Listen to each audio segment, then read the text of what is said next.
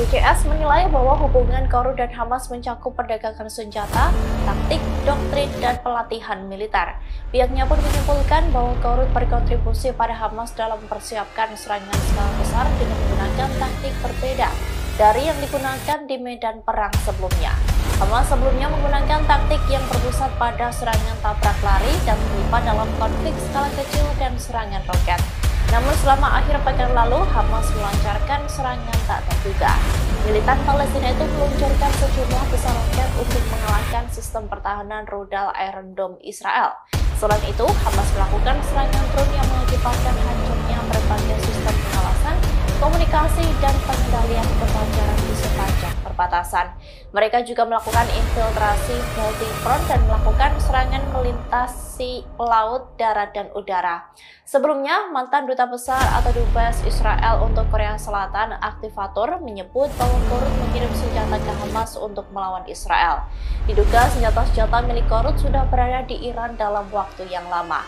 Namun kabar ini sempat dibantah oleh Korea Utara. Menurut Pyongyang, laporan tersebut adalah cara AS untuk mencari kambing hitam baru atas konflik yang terjadi di Gaza. Militer Israel memang memiliki kemampuan dan keunggulan teknologi untuk menyerbu jalur Gaza dan perang dengan Hamas. Namun, pasukan Zionis akan kesulitan menyerang, bahkan Gaza justru akan menjadi neraka sendiri untuk Israel. Dikutip dari Al Jazeera, pada Kamis 19 Oktober dijelaskan bahwa kala itu Jerman unggul karena pelatihan dan pengalaman militer mereka. Berlin berjuang selama 8 bulan untuk merebut kota yang hancur tersebut. Namun Jerman dikalahkan oleh tekad dan pengorbanan para pembela Uni Soviet. Kota-kota yang setengah hancur seperti Gaza akan dinilai lebih sulit di daerah lain, sehingga harus mengerahkan lebih banyak tentara. Sementara itu, Hamas lebih diuntungkan dengan adanya perang di Gaza. Sebab militan Palestina itu bisa menyerang siapa saja karena bergerak di bawah tanah dan menggunakan terowongan untuk menghilang dari satu tempat dan muncul kembali secara tak terduga di tempat lain. Diketahui bahwa terowongan di bawah kota Gaza yang disebut Gaza Metro itu dibangun dari elemen beton prefabrikasi presisi, tinggi, dan cukup lebar.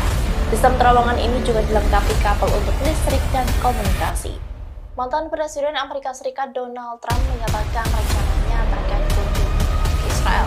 Dalam kesempatan itu, ia juga sesungguh bahwa Israel tak akan diserang jika dirinya masih menjabat sebagai presiden. Hal ini disampaikan oleh Trump saat sedang istirahat makan siang sebelum memasuki ruang sidang pada Rabu 18 Oktober.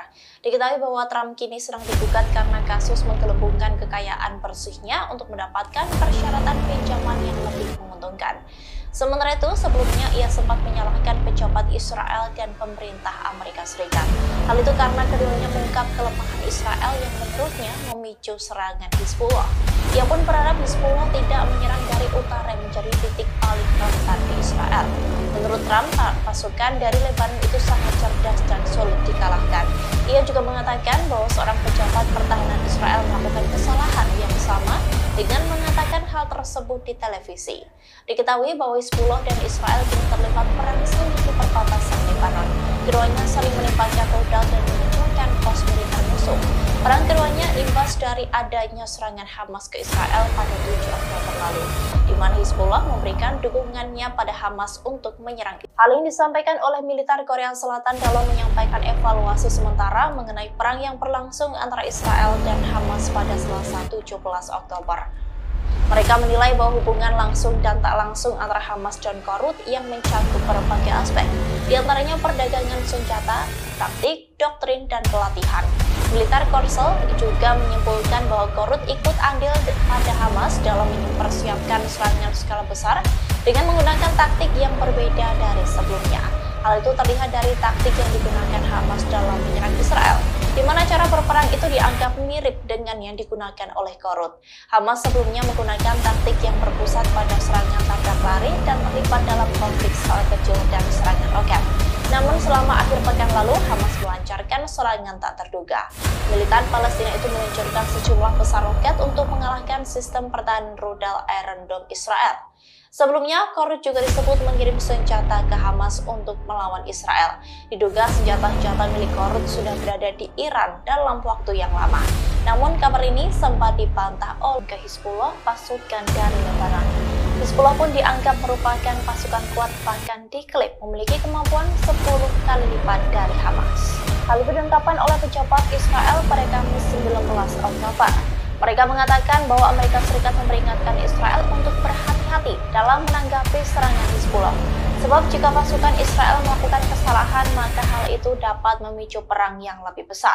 Para pejabat Biden telah mengindikasikan kepada Israel jika Hizbullah mulai perang melawan Israel, maka militer Amerika Serikat akan bergabung dengan IDF untuk memerangi kelompok tersebut. Sementara itu, juru bicara Gedung Putih John Kirby mengaku kekuatan dari pasukan Lebanon itu tidak perlu diragukan lagi. Kini Hizbullah sedang dalam pengawasan Israel maupun Amerika Serikat. Sebelumnya, Menteri Pertahanan Israel Yoav Gallant mengakui bahwa Hizbullah lebih kuat 10 kali lipat dari Hamas. Pernyataan tersebut disampaikan Gallant dalam sesi diskusi tertutup dengan pejabat senior pemerintah Israel. Dalam diskusi itu, ia meminta para pejabat senior pemerintah untuk bergerak menyelesaikan transfer persediaan dan perlengkapan militer kepada tentara. Sementara analis militer Israel Jenderal Yigal Garmon menyebut kekuatan Hizbullah dinilai timpang dengan kondisi militer Israel. Ia menekankan bahwa tentara Israel tidak terlambat. Dalam video yang diunggah oleh sebuah akun X pada Kamis 19 Oktober, terlihat seorang anak yang tertimpa reruntuhan bangunan. Tampak hanya badan anak tersebut yang dipenuhi reruntuhan bangunan, sementara kepalanya terselamatkan. Sementara itu, ada satu lagi anak yang terlihat tertutup selimut di sebelah bocah tersebut. Anak itu menutupi badannya menggunakan selimut agar tak terkena reruntuhan bangunan. Terlihat dua pria dewasa sedang mencoba menyelamatkan kedua bocah tersebut. Mereka memindahkan reruntuhan demi reruntuhan dari badan bocah itu. Dari video tersebut dijelaskan bahwa kedua bocah itu tertimpa reruntuhan dari rumah keluarganya yang dibom oleh serangan udara Israel di Gaza. Namun tidak dijelaskan pasti di mana lokasi tersebut. Diketahui bahwa serangan terbaru Israel telah menewaskan lebih dari 500 jiwa. Adapun serangan mematikan itu juga ditargetkan oleh Israel di rumah sakit di Gaza, yakni Baptis Al-Ahli pada Selasa 17 Oktober. AS sebelumnya telah memperingatkan Iran yang mendukung Hizbullah agar tak terlibat dalam perang ini. Washington juga mengerahkan 2 kapal induk dengan tujuan untuk menghalangi pejuang dari negara lain untuk berperang membantu Hamas. Sementara itu, pejabat Hizbullah Hashim Safieddine menegaskan pada Joe Biden dan Netanyahu bahwa mereka harus berhati-hati. Di hadapan ribuan pendukungnya, Safieddine mengancam bahwa perlawanan yang akan dilancarkan Hizbullah akan sangat besar. Hal ini disampaikannya saat berbicara pada rapat umum yang diserukan sebagai tanggapan atas serangan yang menewaskan ratusan orang di sebuah rumah sakit di Gaza. Ia menegaskan bahwa yang dimilikinya adalah iman, sehingga semua kapal perang maupun senjata dari musuh tak akan ada gunanya. Diketahui bahwa Hizbullah dan Israel hampir setiap hari saling baku tembak di perbatasan sejak Hamas menyerang Israel pada 7 Oktober lalu. Kelompok tersebut mengatakan mereka telah menyerang 5 lokasi pada hari Rabu kemarin. Satu di antaranya barak Israel di Zarid dan sebuah posisi di seberang perbatasan dari daerah Ras Naqora di Lebanon dengan menggunakan peluru kendali dalam beberapa serangan. Barak itu berada di Zarid dan di seberang perbatasan di daerah Ras Naqora di Lebanon. Hizbullah melancarkan serangan itu menggunakan peluru kendali dalam beberapa serangan. Sementara itu, tentara Israel merespons tembakan di wilayah Zarid tersebut dengan serangkaian tembakan lagi. Pasukan Zionis itu menembakkan rudal anti-tank ke arah Kibbutz Menara dan Ros Hanikra Israel dekat perbatasan. Tentara Israel menegaskan mereka akan terus menyerang sasaran teror milik Hizbullah. Pertempuran antara Hizbullah dengan Israel merupakan paling mematikan sejak tahun 2006. Diketahui Hizbullah mulai menyerang pasukan Zionis seusai Hamas mendadak melakukan serangan ke Israel pada 7 Oktober lalu. Wakil pemimpin Hizbullah Naim Qassem mengatakan pada 13 Oktober lalu kelompoknya akan bertindak ketika saatnya tiba. Sementara itu, Menteri Pertahanan Israel mengatakan pada 15 Oktober bahwa Israel tidak tertarik melancarkan perang di front utara. Namun jika Hizbullah menahan diri, maka Israel juga akan menjaga situasi di sepanjang perbatasan sebagaimana adanya.